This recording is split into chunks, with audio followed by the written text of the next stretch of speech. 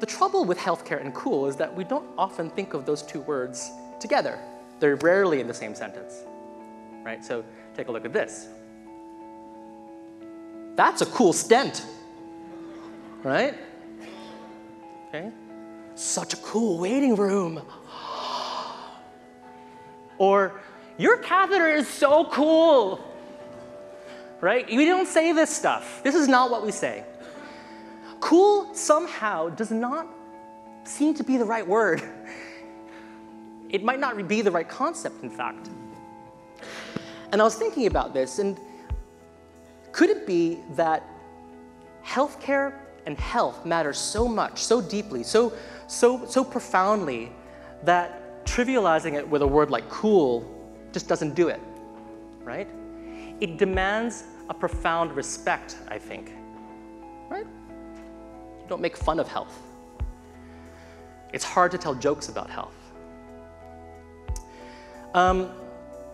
The other thing, though, is that maybe we feel that the word cool and the concept of cool is not professional enough,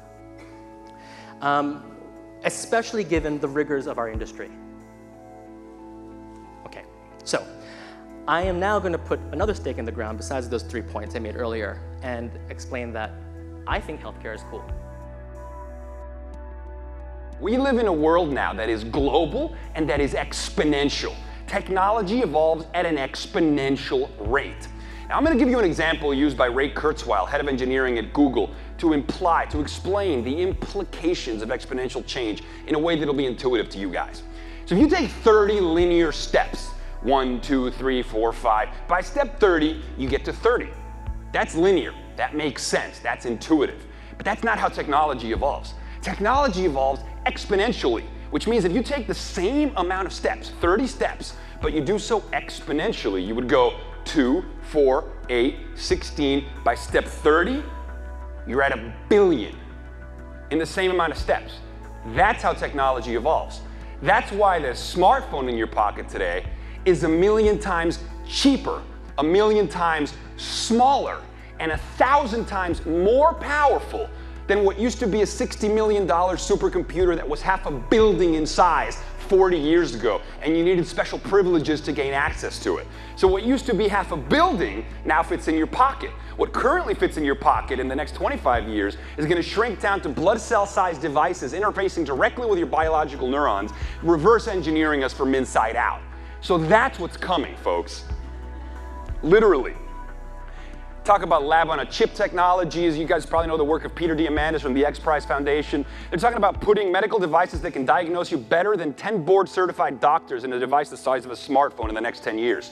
Medical tricorders. The X Prize Foundation is doing a $10 million prize right now for designers to create this device. As I talk about boxers, they don't practice weightlifting, they practice jumping rope. That's an interesting thing. That's about avoidance and understanding how to get around things. And it's about basically not going oblong into a wall, but how do you get around it? How do you make adjustments to that? How do you talk to the right people? So to me, what's very important is to be realistic and pragmatic in every fight you're involved in. That it's not always this. Sometimes it's this. Sometimes it's about getting people to care as much as you do, getting people to understand that it matters so much, and you're doing something that makes a difference. Me talking to an ER crew, and after I finished talking to them, they were in tears. They said, no one's ever talked to us like that. No one ever told us what we did to people. We didn't realize that. You're in the middle of doing it all the time. I'm the same way. I have my head down all the time. I don't really lift my head up. Is everything okay? And then I put my head back down into the turtle shell. But I think that's an important part of it there is to be very aware of that. Narrative medicine is a means, I mean, we invented it at Columbia University. It's a means of equipping those who take care of sick people with a rigorous, sophisticated knowledge of how stories work and what to do when someone tells you one. So when I see a new patient in the office, I don't ask them a million questions anymore. I say, I will be your doctor. And so I need to know a great deal about your body and your health and your life. Please tell me what you think I should know about your situation. And then I stop talking. I've learned to control myself. I stop talking. I put my hands in my lap. I don't type. I'm not fussing with the computer. I'm sitting and absorbing what the patient chooses to say. And it's always unpredictable. The first man who I tried this with says, my father died 20 years ago of kidney disease. And then he says, my brother died 10 years ago of kidney disease. And then he says, my son is 21 years old, he's living at home, he's rebellious, he's getting into trouble, I'm furious at him, I'm afraid I might do something violent. And then he starts to cry. I break my silence. I say, why are you weeping? He said, no one ever let me do this before. So that told me that healthcare is a place where persons can give accounts of self. It told me, his no one ever let me, that there are a few other places where this is permitted.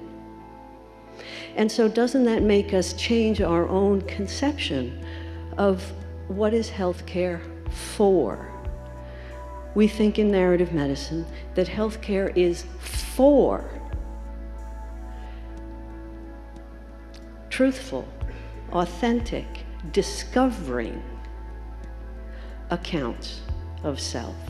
You know, because you're writers, most of you, that writing is not reporting, writing is discovery. This kind of serious telling is discovery. So my task as the PCP, the primary care doctor, is to simply set the stage for persons to be able to tell of self. And it's my duty to equip myself with the skill and the capacity to honor what it is that they say.